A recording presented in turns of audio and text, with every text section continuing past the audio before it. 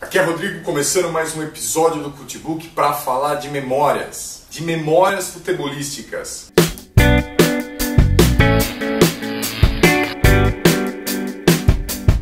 Com dois craques do futebol, um no jornalismo e outro que jogou bola e que também escreve. Um deles é o Juca Kfouri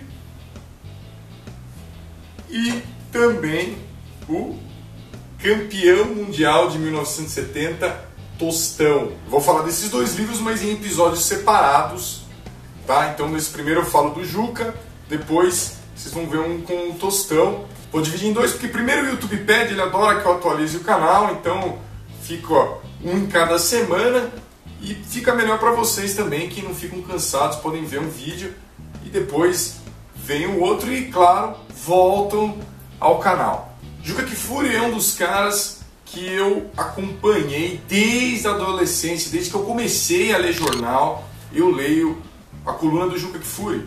E além disso, ele também fez parte de um programa, né, que todos os domingos eu procurava assistir, que era o Cartão Verde na TV Cultura.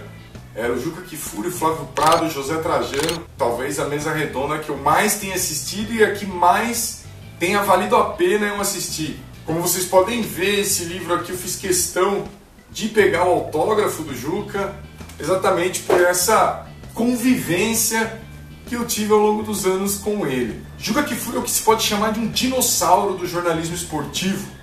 E eu falo isso do melhor lado possível dos dinossauros, que podem contar uma boa história, mas que às vezes podem parecer um pouco fora do seu tempo. Ao longo dessas memórias aqui, ele vai falando como desde o início de sua carreira ele se preocupava com a política e as coisas que aconteciam fora dos campos de futebol.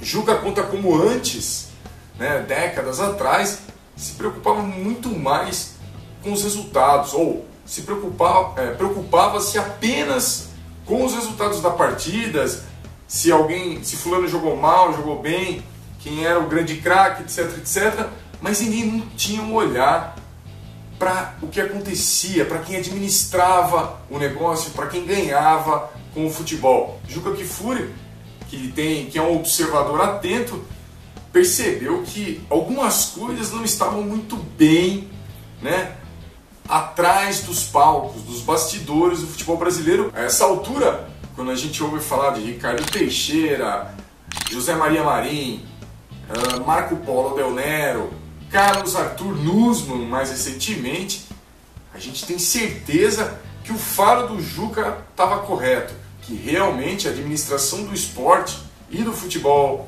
no Brasil realmente precisa, aliás, de olhares atentos, de fiscalização, precisa que o público saiba o que acontece. Não há dúvida que os cartolas que Juca Kfouri e tantos outros jornalistas ajudam a trazer para os holofotes preferiam muito mais continuar vivendo na penumbra, sem que ninguém ouvisse muito sobre o nome deles. Juca Kfouri admite que venceu quando vê hoje uma geração de jornalistas fazendo o que ele sempre quis que se fizesse, que é justamente fazendo jornalismo, e mostrando o que acontece nos bastidores do futebol brasileiro. Ao mesmo tempo, e aí está a tônica do título do livro, que é o Confesso que Perdi, Juca admite a derrota no sentido de que cada vez mais o jornalismo esportivo se dobra ao entretenimento, o que ele chama de lifeitização do jornalismo esportivo. Mais do que uma tendência, misturar gracinha e piadinha com as notícias do esporte virou quase uma unanimidade quando a gente sintoniza os canais de TV ou mesmo vai ler as notícias da internet. E outra coisa que pode fazer Juca parecer um dinossauro é uma de suas convicções que eu ainda ouvi quando estava na faculdade de jornalismo numa de suas palestras. Juca Kfouri acha que jamais deve haver a mistura entre publicidade e jornalismo. Há muitos argumentos para essa defesa e o principal, na verdade, é preservar a notícia, preservar a credibilidade e a idoneidade de quem está dando a notícia. Mas também quando a gente olha o mercado aí, quando a gente olha para os programas de jornalismo esportivo, a coisa mais comum que tem, né, que parece até ser a maioria dos programas esportivos, é jornalista fazendo merchan.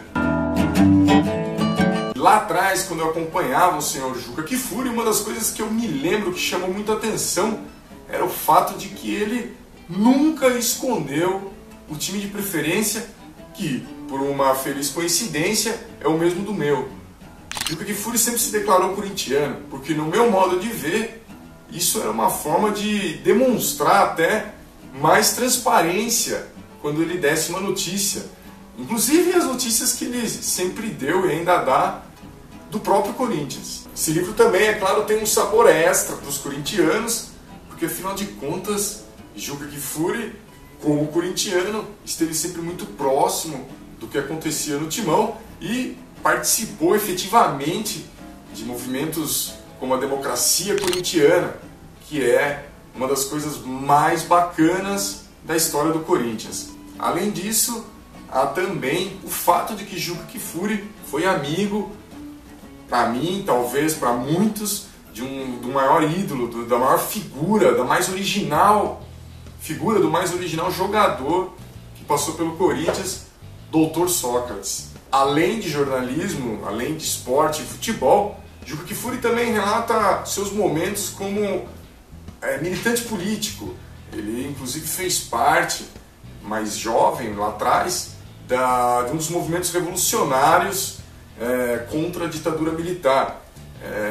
Bacana também essa trajetória do Juca, e inclusive eu destaco seu relacionamento com o João Saldanha, né, uma figura ilustre do jornalismo brasileiro, que chegou a ser técnico da seleção brasileira. Na verdade, João Saldanha que montou o time de 70, e Juca Kfouri era próximo dele. Faço até uma referência à resenha que o Maurício Sticer fez do livro do Juca, em que ele faz um paralelo, né, ele sugere um paralelo de que o Juca, para essa geração, para a minha geração, né, para a geração dele, é um pouco João Saldanha. Mas como a tônica, né, de cada capítulo é Juca confessar as suas derrotas, o momento político que vive o Brasil, não dá para dizer que exatamente, né, estamos vencendo. Agora, embora seja o que eu chamei aqui de um dinossauro, é bom dizer também que o Juca Kfouri sobrevive e muito bem à era digital. Ele tem um dos blogs mais acessados, né, do Brasil. Portanto, acredito que quem acompanha a carreira do Juca Kfouri há décadas como eu, dificilmente vai concordar com ele que ele perdeu. Talvez até ele mesmo, né, saiba disso e por isso tenha escrito as suas memórias. No fundo, ele sabe que não perdeu. Então é isso, eu vou ficando hoje por aqui. Eu lembro de pedir para que vocês comentem, né, com sugestões de memórias, biografias ou, né, histórias, autobiografias, enfim, que vocês queiram também que sejam registradas aqui no Cutibook. Se você é novo, se inscreva no canal, deixe o seu joinha. Valeu e até a próxima!